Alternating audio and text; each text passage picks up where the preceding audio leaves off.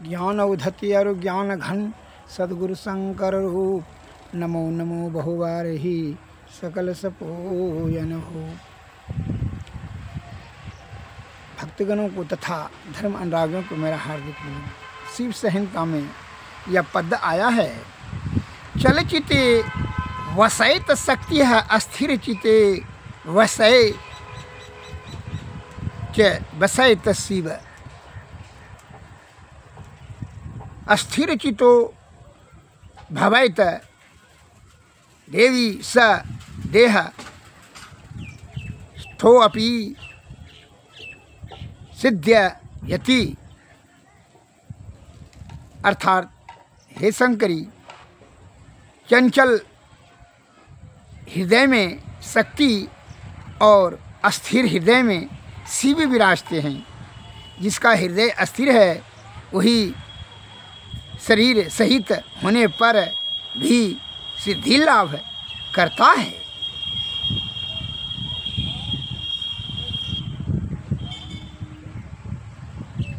जिसका हृदय चंचल है उसमें शक्ति और ज्ञान की प्रादुर्भाव नहीं रहता, और अस्थिर हृदय वाले में शिव विराजते हैं। जिसका हृदय अस्थिर है वही शरीर सहित होने पर भी सिद्धि लाभ करता है, अर्थात मोक्ष प्राप्ति करने में सामर्थ्यवान हो सकता है। अतः इसलिए कहता है कि तू विषय में आसक्ति रख कर करके जो तुम्हारा हृदय चंचल हो जाता है उससे आपको सिद्धि लाभ नहीं मिलेगा, जीवात्मा का कल्याण नहीं होगा। अतः जीव आत्मा के कल्याण करने के लिए अस्थिर चित्त होना अति अनिवार्य है। अस्थिर चित्त में ही शिव विराज, शिव की प्राप्ति होगी, शिव अर्थात सिद्धि की। और वो अस्थिर में आपको शक्ति भले मिलेगा लेकिन विषय की ओर वह आसक्त होकर के नाना प्रकार का जीवात्मा का दुर्गति का कारण बन जाएगा। चाहे आप जितना भी बुद्धिजीवी हों उससे कोई अर्थ नहीं है। मैं एक उदाहरण देता हूँ। एक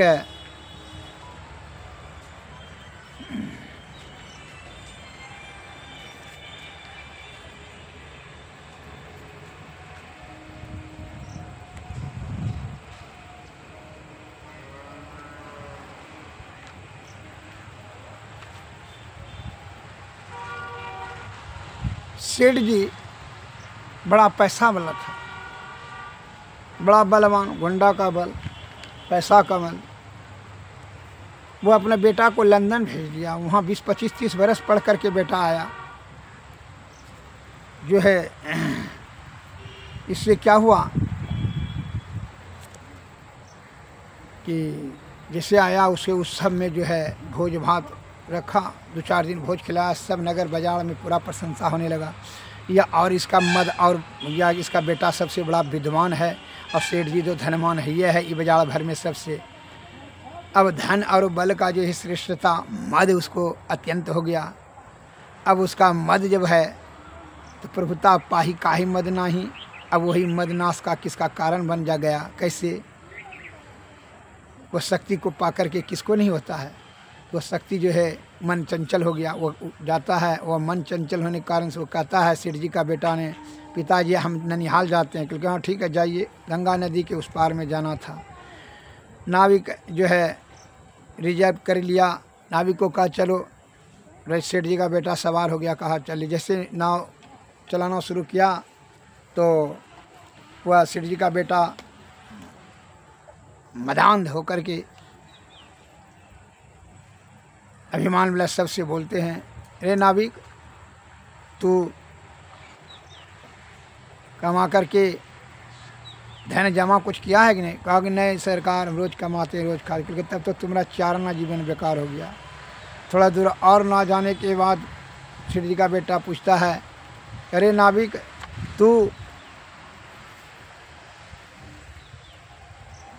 कितना पढ़ा लिखा? क्योंकि नहीं मालिक हम कहाँ पढ़े लिखे हैं, कुछ नहीं, मूर्ख हैं। क्योंकि तुम तो तुम्हारा 8 आना जीवन बेकार हो गया। अब बीच नदी में नाव चली गई। तीसरा प्रश्न पूछता है, हे नाविक, तू मौसम विभाग का कुछ जानकारी रखता है कि नहीं? कहा कि नए मालिक, कहाँ कुछ नहीं जानते हैं। कहा तब तो जो है तुम्हारा 12 आना जीवन बेकार हो गया, व्यर्थ हो गया। तो जैसा कहिए। इतने में वह मालिक जो है नाविक ने, तो मल्लाह कहता है, जब इधर उत्तर तरफ से जो है उठ गया तूफान, तो मल्लाह कहता है कि मालिक, हुजूर सर, आप तैरने के लिए जानते हैं कि नहीं? क्योंकि नहीं, तैरने के लिए तो हम नहीं जानते, क्योंकि तब तो हमारा 12 आना जीवन ख़त्म हो गया, नष्ट हो गया, बेकार हो गया। लेकिन अब आपका 16 आना जीवन व्यर्थ और बेकार हो जाएगा। ये क्या बोलते हो? क्योंकि सही बोल रहे हैं मालिक, जब तैरने के लिए नहीं जानते हैं तो।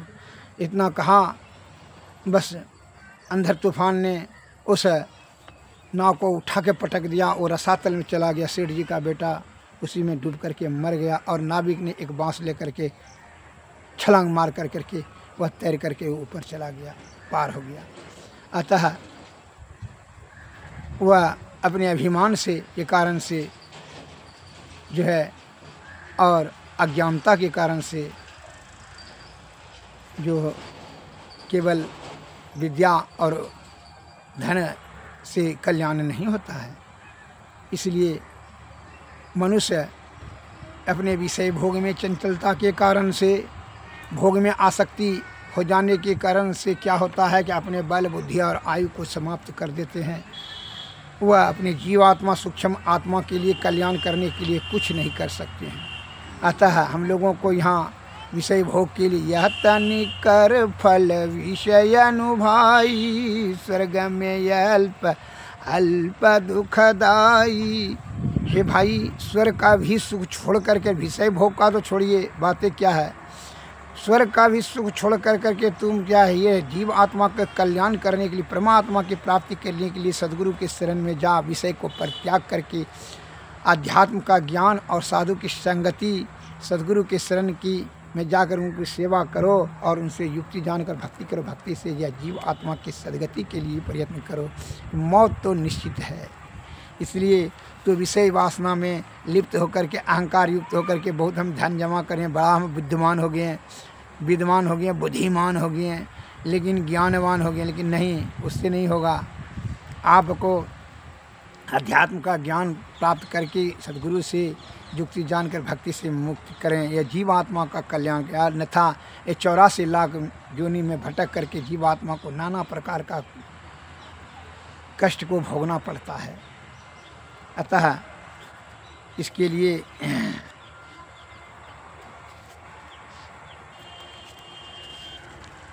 पवित्र आत्मा में ईश्वर का वास अधिक आता है, वास रहता है। अतः इसके बारे में सदैव ध्यान रखें। इसलिए कहते हैं ये जीवात्मा का परमात्मा कल्याण करने के लिए क्या करना चाहिए? श्री सद्गुरु के शरण में जाना चाहिए। अदो भाई जीवत ही करुआसा, जीवत समुझे जीवत बूझे, जीवत मुक्ति गढ़वासा। साधु भाई जीवत ही करुआसा, जियत कर्म की फांस न काटी, मुए मुक्ति की आशा। तन छूटे जीव मिलन कहा तू है, सो सब झूठी आशा। अब हूँ मिला सो तब हूँ मिलेगा, नहीं तो जमपुर वासा।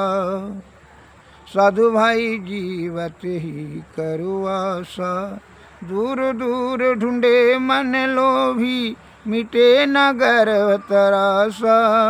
सात संत की करे न बंदगी, कटे कर्म की फासा। साधु भाई जीवत ही करुआसा। सत गहे सतगुरु को चीने, सतनाम है विश्वास। कहे कबीर साधन हितकारी, हम साधन के दासा। साधु भाई जीवत ही करो आशा, जीवत समझे जीवत बूझे, जीवत मुक्ति गढ़वासा। साधु भाई जीवत ही करो आशा। श्री सद्गुरु।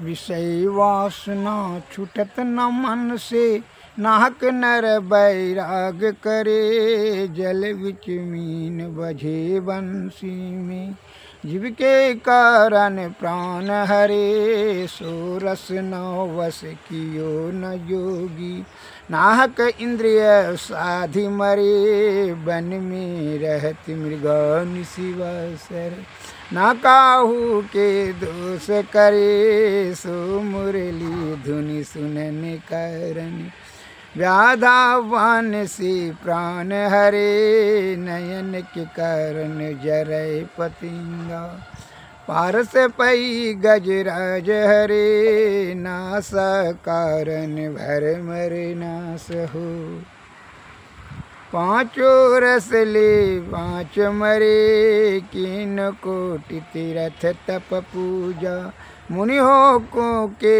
ध्यान ध्यान धरे। लक्ष्मी पतिता लगी सब झूठे, जा लगी मन नाहि हाथ करे। विषय वासना छूटत मन से, नाहक नर वैराग करे। श्री सद्गुरु महाराज की जय। विषय की इतनी प्रबलता होती है कि मनुष्य का सूझबूझ ही खो जाता है कि ये कैसे उदाहरण देते हैं। यह बंदर को जानते हैं, जब वह शिकारी ने मदारी ने वृक्ष के निकट में खदा कान के घड़ा गाड़ देता है और घड़ा में दिखा दिखा करके सेब उसमें रख देता है, बंदर को दिखा दिखा करके। और मदारी उस जगह से चला जाता है। बंदर नीचे उतर करके झट से हाथ दे देता है, बिना सोचे समझे। बिन सोचे समझे जो करे पाछे पछताई, काम बिगाड़े अपना जग में होता है सार। वो सेब लेने के लालच से अब जैसे हाथ देता है तो वह मुट्ठी भर जाता है, ऐसे हो जाता है। तो वह मुट्ठी तो निकलता नहीं, घड़ा का मुँह सकरा रहता है। अब वो खे कर करके खूब कोशिश करता है निकलने का, लेकिन नहीं, लेकिन उतना ना उसको ज्ञान काम नहीं कर रहा है।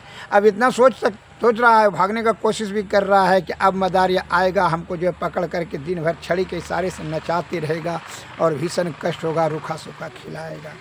अब इसी के जो है इसी के सेवा में जो हम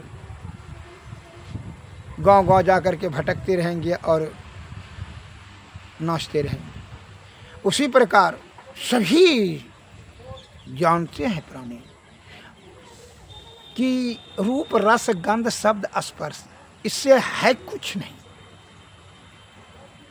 ये क्षणभंगुर सुख प्राप्त करने के लिए लालच में आकर के विषय या आसक्त होकर के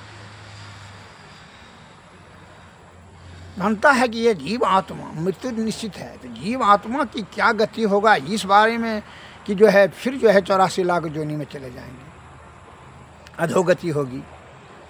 अतः यह सुख क्षणभंगुर जो कि कष्ट का कारण होगा, आप जिस को सुखी करना चाहते हैं या आप सुख उससे लेना चाहते हैं, तो यह जीव आत्मा सुख है।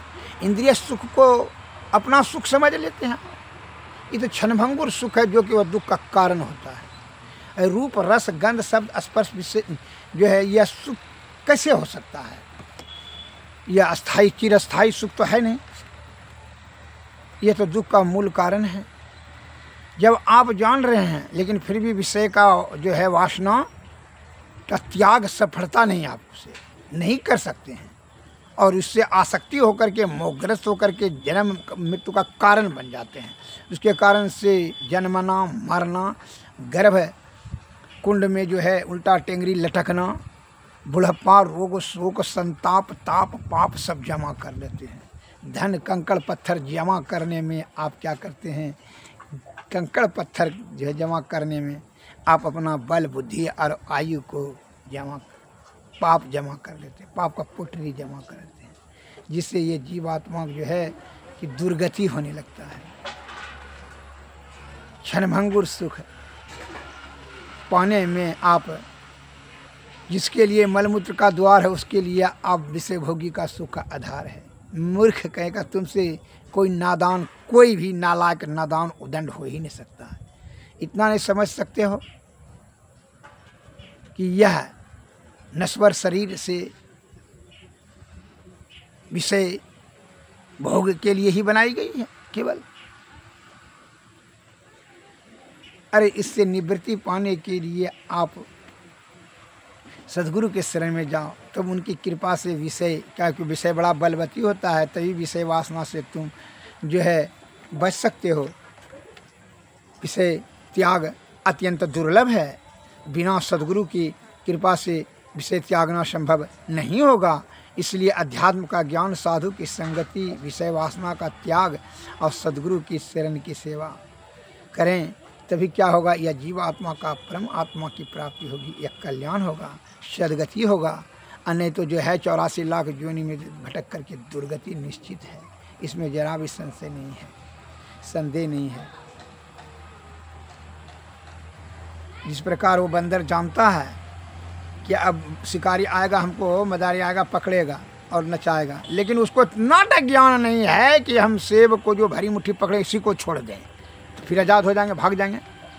उतना ज्ञान उसको काम नहीं करता। उसी प्रकार आपको इतना ज्ञान काम नहीं करता है। आज जो कहता है बेटा है, बेटी है, स्त्री है, पुत्र है, पुत्री है, धन है, जदान, मकान, दुकान, आज से पहले जब बेटा नहीं हुआ था, बेटी नहीं हुआ था, तो क्या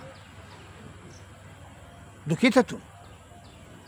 अब उसकी अनिष्ट किसी प्रकार का नहीं हो जाए, अब उससे ज़्यादा तुमको जो है चिंता घेर रहा है। आज शादी करके अभी स्त्री है, तो उससे पहले हुआ ये तो चिंता आपको नहीं हो रहा था। तो आप अब लोकल दृष्टि से भी समझ रहे हैं कि जितना विषय के में आप फंसेंगे उतना ही चिंता आपका बढ़ते चला जाएगा और कष्ट होते चला जाएगा। इससे जो है जीवात्मा इंद्रियों का सुख पाने में ही अपना बल, बुद्धि और आयु खर्च कर देता है। जबकि संत महात्मा बताते हैं कि जीवात्मा का परम आत्मा को प्राप्ति करने के लिए 10वें द्वारे होकर करके सुषुम्ना में ध्यान करके अज्ञात चक्र पर अस्थिर करें। पहले यह बिंदु पर भवों के बीच में ये जीवात्मा सूरत को अस्थिर करें और उसको सुषुम्ना में ले जाकर सुषुम्ना नाड़ी में ध्यान कर करके उसको अंधकार, प्रकाश और शब्द मंडल के परे ऊपर उठें, तब सार शब्द में, तब निःशब्द में, तब परब्रह्म की प्राप्ति हो जाएगी। तो फिर जो है मरने और जीने का झंझट ही समाप्त हो जाएगा, फिर दुख और सुख से परे हो जाएगा। यह जीवात्मा परम आत्मा की प्राप्ति हो जाएगी, इसमें जरा भी संशय और संदेह नहीं है। इसकी युक्ति जानने के लिए सद्गुरु की अति आवश्यकता है।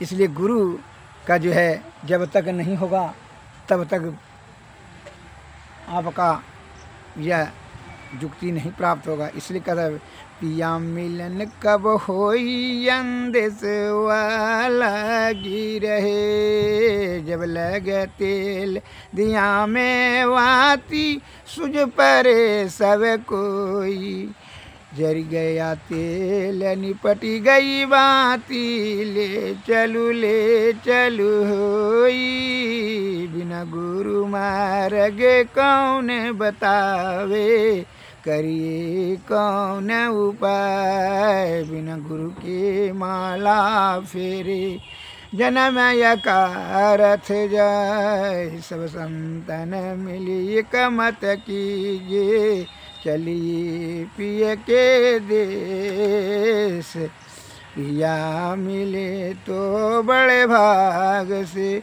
नहीं तो कठिन कलेस या जग ढूंढू आ जग ढूंढू पाओ अपने पास। सब संतन की चरणन बंदगी गावे दुल्हन दास।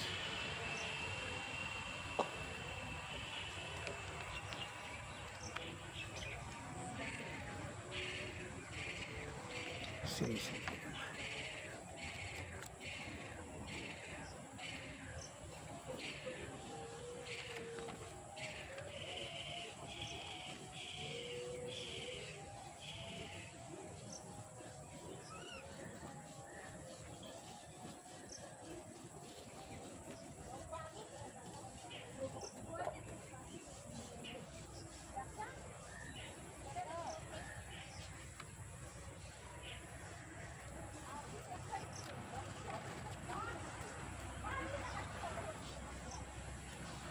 घूंघट से पट खोल तुझे पीवे मिलेंगी। घटघट में वह साईं रमता कटुक वचन मत बोल रे। घूंघट से पट खोल तो को पीवे मिलेंगे। धन जौवन का गर्व न कीजिए झूठा पंचरंग चोल रे तुझे पीवे मिलेंगे। सुन महल में दिया ना बारी ले आशा से मत डोल रे। जोग जुगत से रंग महल में पिय पायो अनमोल रे। कहे कबीर आनंद भयो वाजत अनहद ढोल रे।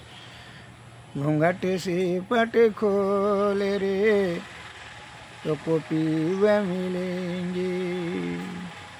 श्री श्री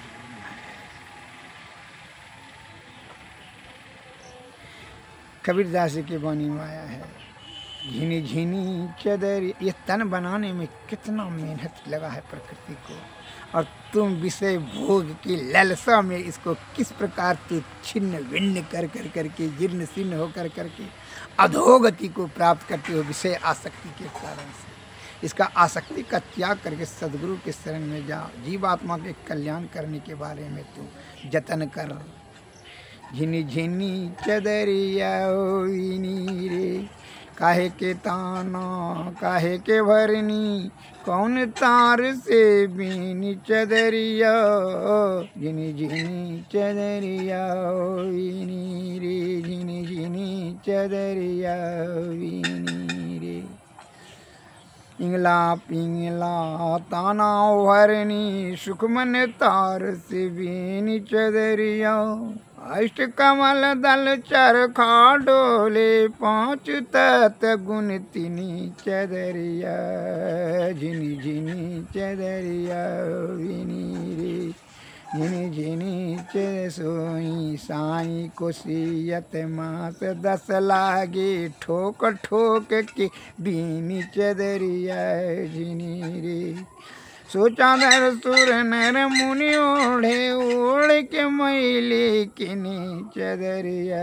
झिनी रे दास कबीर जतन से ओढ़ी, ज्यों को त्यों धर दिनी चदरिया। झिनी रे झिनी झिनी चदरिया झिनी रे। श्री सद्गुरु